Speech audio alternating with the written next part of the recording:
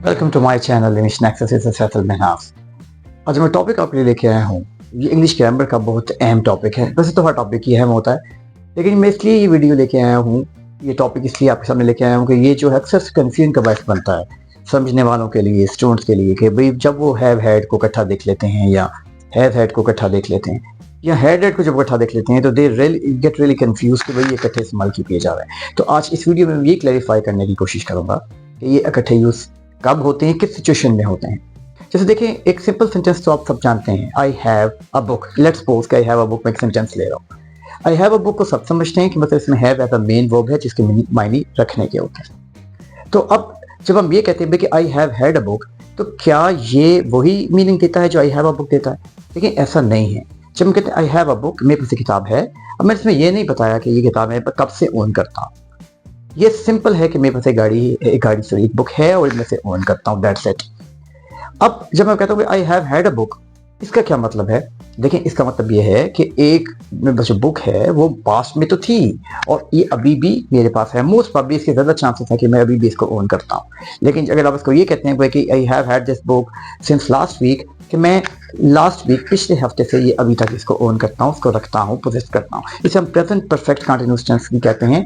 कि आप पास्ट में एक action, any action started in the past and continue in the present, के जो हाल में जारी होता है। तो हैव हैड का मतलब ये बनता है कि मेरे पास ये किताब रही है, और रही से मुराद ये है कि इसका मोस्ट प्रॉब्ली इसका प्रेजेंट या हाल के साथ ताल्लुक है और ये अभी भी मैं ओन करता हूँ।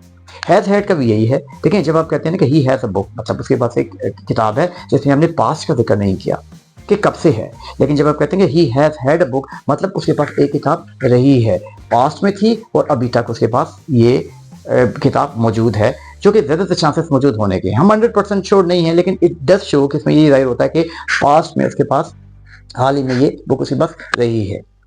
और ये ही हैज अ बुक से डिफरेंट सेंटेंस है। इसी तरीके से जब हम कहते हैं हैड हैड, अब हेड सब जानते हैं कि हेड का मतलब जो है वो पोजेशन के हैं, रखने के हैं पास्ट में। कि आई हैड अ बुक, मेरे पास एक किताब थी। आई हैड हाउस, मेरे पास एक घर था। लेकिन जब मैं कहता हूँ भाई आई हैड अ बुक, क्या इसका मतलब यही होगा कि मेरे पास एक किताब थी? देखिए, ऐसा नहीं है। आई हैड अ बुक का मतलब ये होता है कि मेरे पास एक किताब तो थी, मगर कुछ अरसे के लिए रही थी, पास थी मेरे। It show some duration in the past, कि माजी में कुछ अरसे तक ये बुक मेरे पास रही थी, ये घर मेरे पास रहा था। I had had this house.